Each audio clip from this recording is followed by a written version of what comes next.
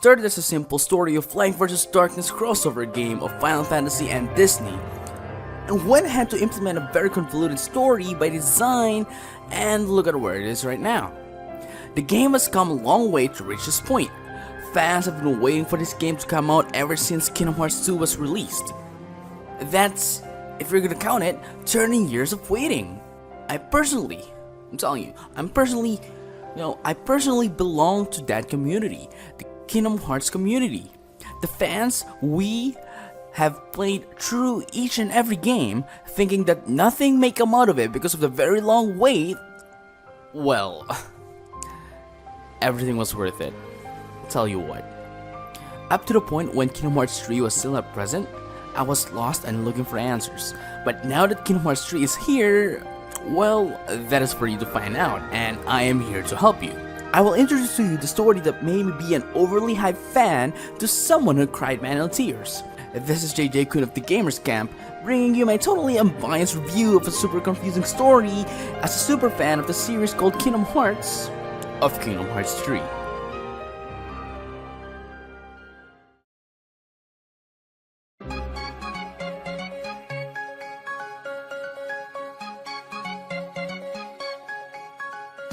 Kingdom Hearts 3 is the latest iteration in the series called Kingdom Hearts. It's an action RPG developed by Square Enix while the IP is owned by Disney. The long-running series started on 2002 and still ongoing. Ever since Kingdom Hearts 2 came out in 2005, people have been longing for the next numbered game, which would be Kingdom Hearts 3 in this case. However, the director and creator Tetsuya Nomura had different plans. He released several unnumbered Kingdom Hearts games that the fans before deemed as spin-offs. Soon thereafter, fans realized that they need to play these so-called spin-offs as they were not actually spin-offs, but actually have stories crucial to the story of the series. You know, the stories of these spin-offs are canon. That being said, Kingdom Hearts 3 is released to serve as the ending and the resolution to the story that the series unfolded to us.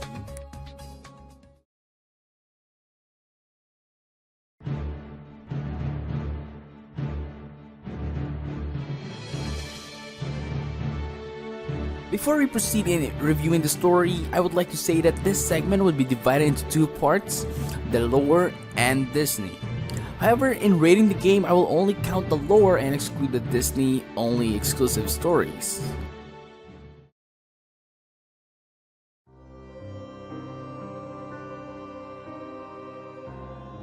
Picking up right after the events of Dream Drop Distance, the sole purpose of Kingdom Hearts 3's story is to give resolution to the conflicts that arise in the previous games, namely the following: Kingdom Hearts Chain of Memories, Kingdom Hearts 2, Kingdom Hearts 358 Half Days, Kingdom Hearts Birth by Sleep, Kingdom Hearts Recoded, Kingdom Hearts Dream Drop Distance, Kingdom Hearts Union Cross, Kingdom Hearts Key Back Cover, and Kingdom Hearts 0.2 Birth by Sleep, a fragmentary passage, all in that order respectively.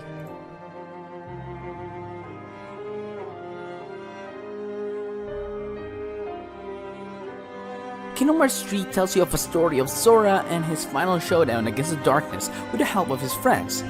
This time, however, I had problems with how the story was delivered in the early and middle part of the game.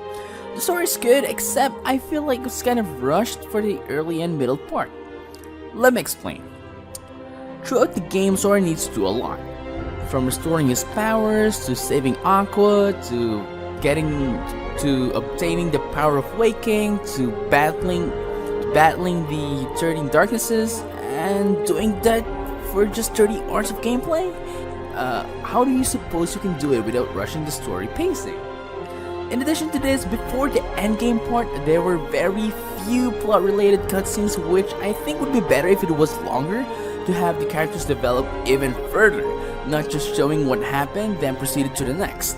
There was not much transition between events that could have properly ended the last. While the cutscenes before the endgame were short, however, I also felt that it was concise, showing only what needs to be shown, but still, it feels lacking. Even Sora had a dialogue taking a jab to how the plot events are going, saying, "I am Vanitas." This is the part where you spout some mumbo jumbo and disappear, right? Well, since that's actually what's happening throughout the cutscenes prior to that one. The main villains don't feel like threats throughout the game and feels just like guides, sort of, for Sora, throughout the game. On the other hand, some cutscenes are emotionally touching even without the dialogue in it, so I think they did a very good job with it. I also love the character development that the characters in this series have in this game. Let me tell you what, no one got left out. That's a very big positive point for me as a fan. Another positive point that I'm giving a point on is for the plot twist that it has. I'm telling you, man, the plot twist that it has, you literally won't expect those. Although I won't be discussing it any further because discussing it would just be spoiling you. I would also like to point out that the game had frequent flashbacks from the previous games giving answers to the questions left behind, which could also point as a fan service. After waiting for years for this game to come out, I would say that this game's story is everything we have waited for. It has served its purpose as the resolution to the complex questions and windows that were left open before. It did not disappoint us, the resolution, not even a little. I loved most of it, but while I think the story is good and satisfied its role and purpose, I think it still fell short as to how there were very little plot-changing events throughout the early and middle parts of the game. It's either very short or does not do much. You'll only get the juice at the end where everything was built up for. Well, for me, personally, I think it would have been better if there were more plot-related events in the game than what it has now. Ironically, a lot of people have reviewed this game and gave the game low ratings because apparently those reviewers didn't understand the story at all. I would agree with some, however, that this game is the first game that should not and cannot be reviewed, at least off the story. Why? You may only review this game if you have played and understood what happened in the previous iterations. Though I have to say, this game should at least be able to stand on its own, yeah? Well, my answer is yes. The story of Kingdom Hearts 3 is somewhere between the last few pages of a book that you are reading. So skipping through the entire book just to see the final pages and give it a negative review? That is something I'm not approving of. This game cannot be enjoyed to the fullest if you have not got a single clue about the previous games that came out before this one. It might just make you disappointed with the game, especially that the game starts with Sora trying to recover his powers because he lost his powers during the events of the previous games. You'll be asking yourself a lot of questions, even more than what you should be if you haven't played the previous games. In Scala et Caelo.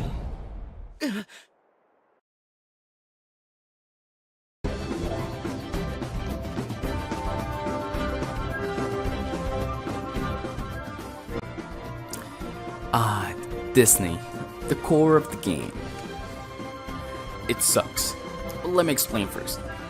The Disney World stories in Kingdom Hearts 3 assumes you've already watched the original film, unlike in the previous games that you need no scheme of the movies as it helps you with it. In Kingdom Hearts 3, it is second to 0% guaranteed that you'll understand a single bit about it if you have not watched the original films. The returning worlds have an exception to this, of course, but it also requires you to have knowledge about the world stories from the previous iterations. That being said, I will be dividing this into 3 parts. Those that have original stories, those that have Kingdom Hearts stories integrated into the actual movie stories, and those that are returning. Right, so without further ado, let us start with those that have original stories.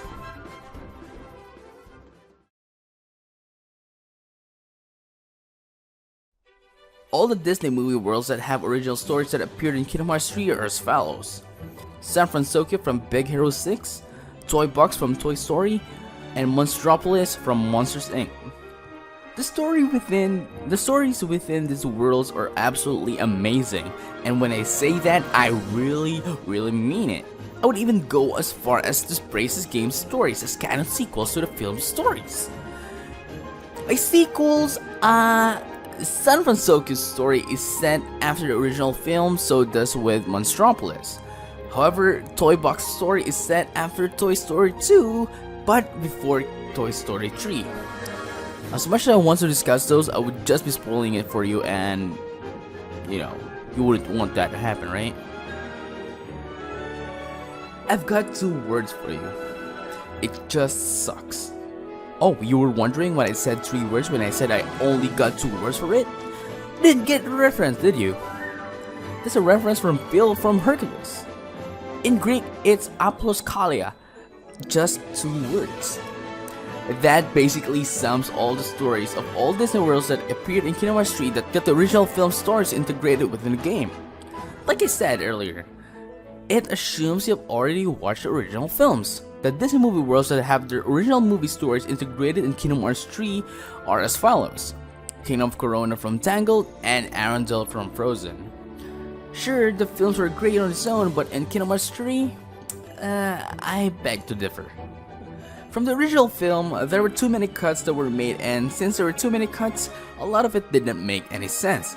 In addition to this, a lot of new elements were shown without any proper introductions. It just pops up out of nowhere. How it went was like this: movie cutscene, cut, gameplay, cut, movie cutscene but now in a different time frame, gameplay, cut, movie cutscene, until you can't make any sense out of it anymore. If I, someone who has watched the films before playing the game, got confused and can't make any sense of the stories of these worlds, how much more if there would be people playing without schema of the movies that appeared, right?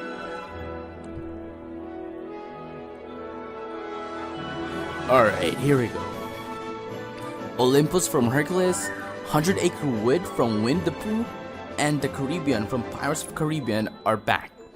I was so excited that these worlds are back. However, in this segment, I'll have to provide you my insight about the story in these worlds. For the Caribbean, just how the Disney worlds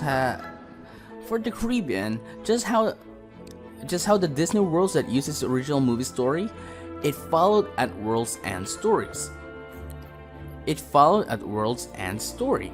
However, unlike the other Disney worlds that use its original movie story, the Caribbean followed up from Port Royal World from Kingdom Hearts 2, which was based from the Curse of the Black Pearl, though there was a bit of time skipping that happened since the Caribbean, like I said, was based on at World's End, skipping the story of Dead Man's Chest. Nonetheless, even with a big skip, it didn't feel like it skipped at all, so I guess it's a big positive point for this world. Olympus' story just picks up where it ended in Kingdom Hearts 2. Again though, with a skip. Not much to say since it has its own original story. Needless to say, hey, this is still funny as ever. Alright, last, 100 Acre Wood. I was kind of disappointed that this game did not have a side story of its own in this game, unlike in the previous iterations. This world is just full of minigames, and there were no actual or big development between Sora and the other guys in this world. In conclusion, I would say that these worlds in general aren't that good, yet aren't that bad either. It was just okay.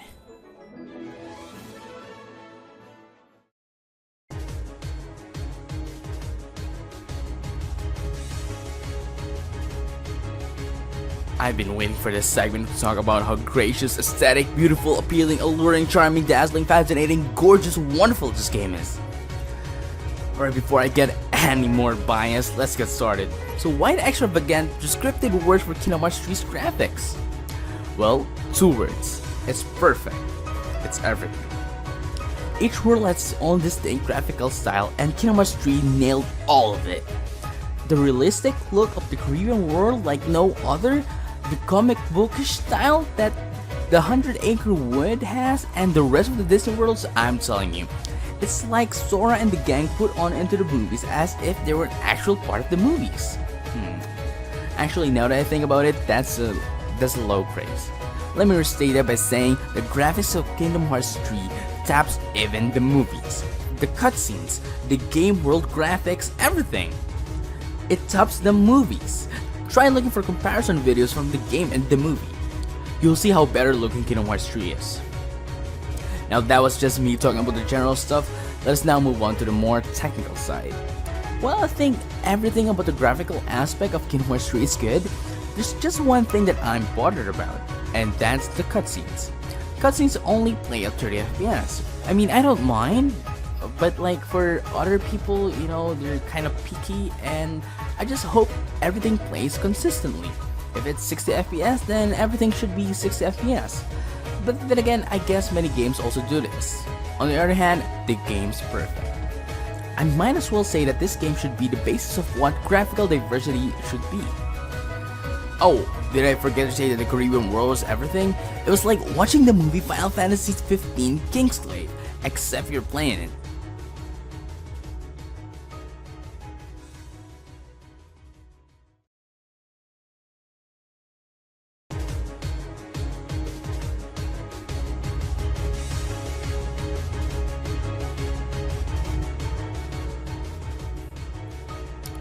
Alongside the graphical aspect of the game, to make this game truly a killer game, there needs not only one aspect, but two.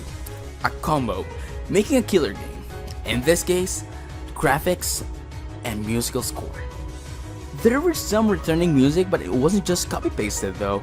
It had new arrangement and remixes, which could make you have the stop and appreciate the music moments. I personally had this moment while playing the game. Hey, the remix is good. The music, it's There we go.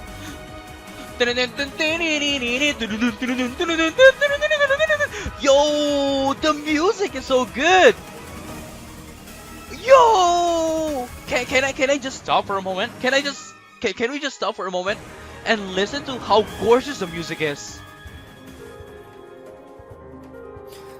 Of course, let us not forget about the new music that are present, most notably the Scala ad Kylo music.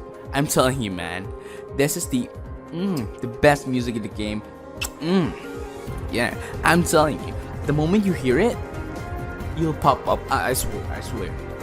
Alright, so, that being said, I can say that it is one of the most crucial aspects of the game, because I think without music, the game would feel really bland, like really bland.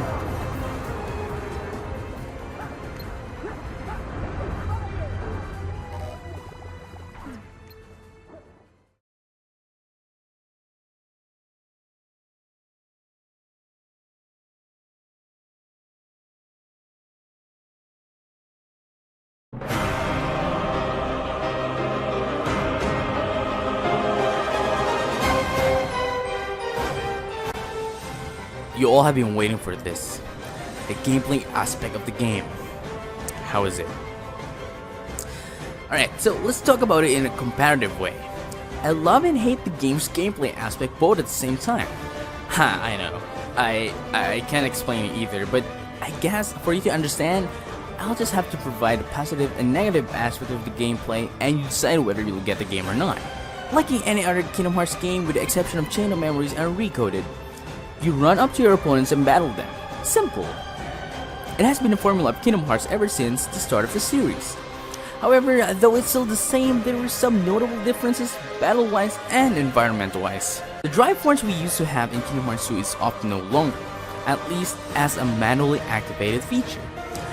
I personally didn't like this. I still want the manual activation of drive forms at will, just like in Kingdom Hearts 2. Don't get me wrong though, the drive forms are still within the game but got integrated within the Keyblade transformations.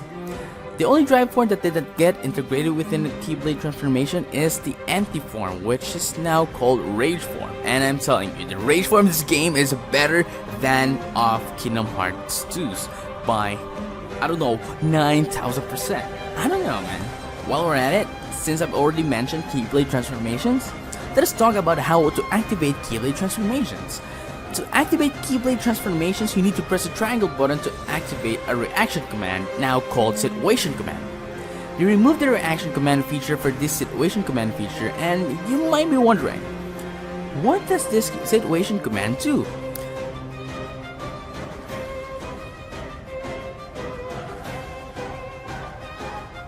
Well, just like reaction command, you use skill set not normally available when smashing the attack button.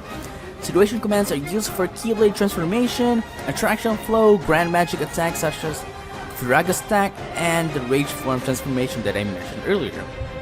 What I didn't like about the situation command is that when attacking and mesh attacks, you can stock them up, but that also means you either have to wait or use it in order to release it. It became too apparent that it got too repetitive. Instead of having it to just help the players, the game became a just run the situation command on your way throughout the game. It sucks. It sucks a lot. There are also instances where you want to just talk to an NPC, a Mogul for example, but since the situation commands are stocked up, you end up not talking to the NPCs, but you end up activating the situation commands, may it be Keyblade transformation, finisher, or attraction flow. But hey, I'm not saying that it sucks per se, but it was just so apparent that it became bad. In addition to this, I also didn't like the fact that there were less abilities and Keyblades. In fact, there were even Keyblades that are pre-order exclusive, PS4 exclusive and Xbox One exclusive. Like, what gives, right? This really sucks for those who are completionists, knowing the fact that they won't be able to actually truly 100% the game. The minigames in this game, with the exception of post-game ones, feels too forced as you are mandated to play those games to proceed to the story of the game in these new worlds. There were several minigames in the previous games, but those weren't enforced to the players to proceed. They were introduced properly, and we are given the option to just play it later on if you don't want to at the present time. That being said, we also have the world dedicated for minigames, which is 100 Acre Wood, so having to play all these first minigames, man, I just don't dig it. Speaking of 100 Acre Wood, comparing to how it was in previous iterations, 100 Acre Wood in Kingdom Hearts 3, it's too short, man. Incidentally, the gameplay itself is short and easy. You can literally speedrun the game in just less than 5 hours. That only means one thing. If the game's minimum time to finish the story is 30 hours, that means there's at least 25 minutes for just cutscenes and dialogues. The game doesn't have critical mode either, so the highest difficulty setting we have is Proud mode. Even with the limited floating control, the game feels easy, way easier than 0.2's. One of the reasons why is the addition of Koopa Coin, which can revive you the moment you die. Except you can only buy it one at a time, but then again we had Tinkerbell back in Kingdom Hearts 2. Additional reason is the one that we've discussed earlier, the addition of situation commands. It made the game very easy. I can go on forever saying how this game is easy, but I would rather not to. What I also don't like about the game, aside it from being easy, is that there are too many empty areas. The spawn of enemies in this game isn't as much as the previous iterations, which led to many different areas being empty. The links in this game didn't have much impact compared to the previous games where I constantly used links, or someone in the case of numbered titles. I don't know. I didn't use much of the links in Kingdom Hearts 3. One more thing that I didn't like is how some of the animations of NPCs and some enemies are missing some frames and their animations aren't smooth. I think it is so that they can cut resources? I'm not sure. Some nobodies, and usually such as Rapunzel and Hurt, have this problem.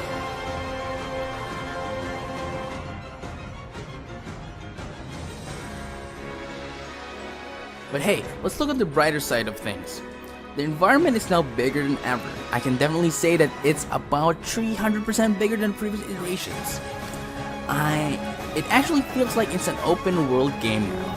In addition to the environment's massive expansion, you'll notice the abundance of NPCs just running in the surroundings.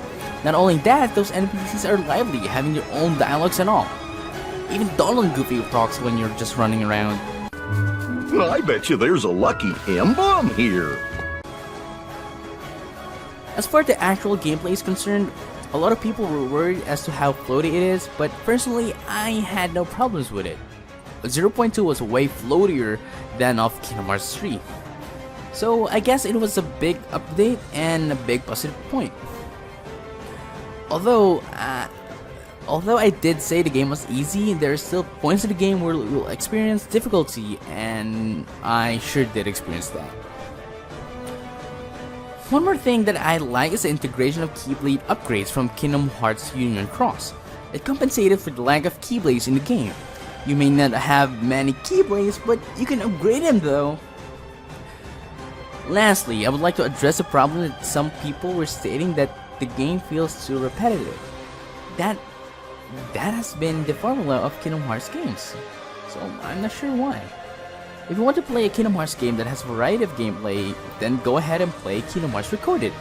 Or if you want a card-based battle system, then go ahead and play Kingdom Hearts Chain of Memories, or Re-Chain of Memories for that matter.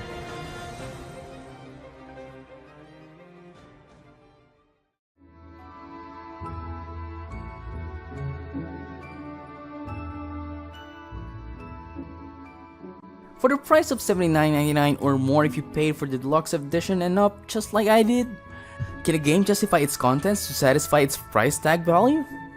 Short answer, yes. Long answer, this is everything we've longed for. Kingdom Hearts 3 is the very definition of a classic ender as well as the best.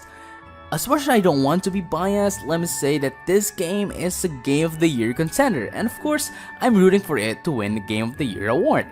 But not just that award, I'm also rooting for it for Best Narrative, Best Art Direction, Best Game Direction, and Best Action Game. The current post-game that it has very much satisfies me.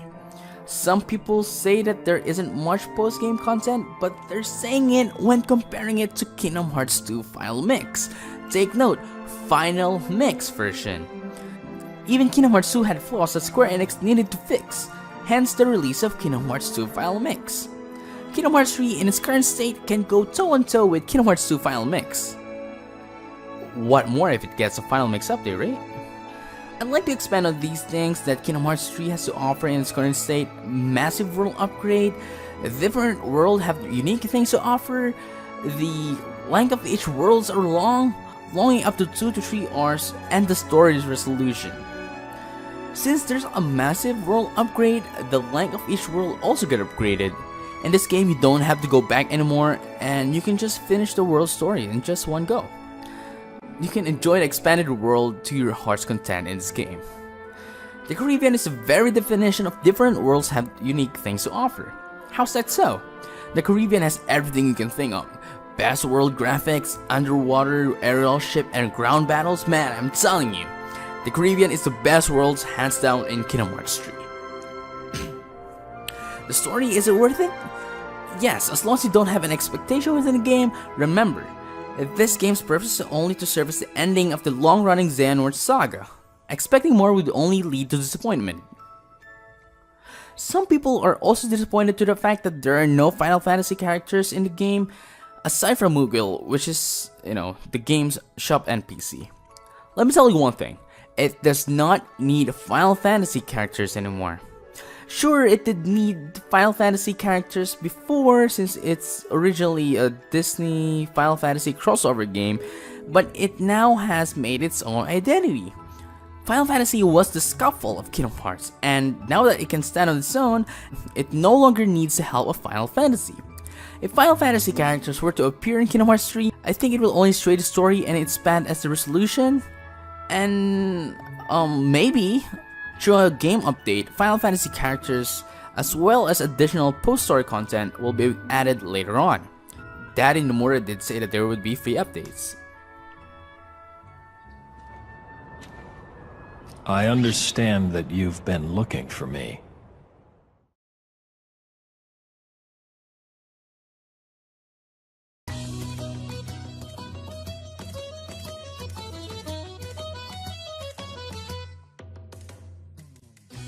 Kingdom Hearts 3 was worth it, in any way you look at it.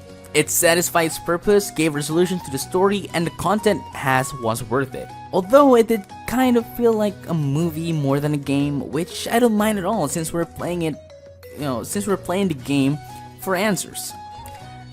This game made me cry like a crybaby, made me smile for hope and joy, and made me ride a roller coaster of emotions. 13 years of waiting just for this game to come out, it was worth the wait. I love it. However, the question still remains, is it worth buying? If you're a big fan of the series, then it is an easy yes. If you want to play a story-rich game with a very interactive and flashy gameplay, then it is a yes. If you like Final Fantasy-like story and Disney, then yes, 100% yes. Otherwise, I don't think this is the game for you. That being said, I can't wait for the next one to come out. Remember, there was a teaser.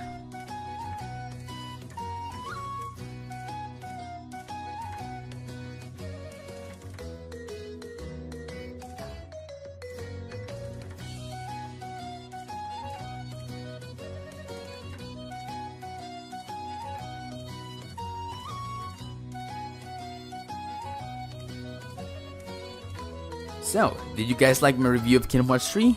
Did you agree to my points, or are there points that you disagree on?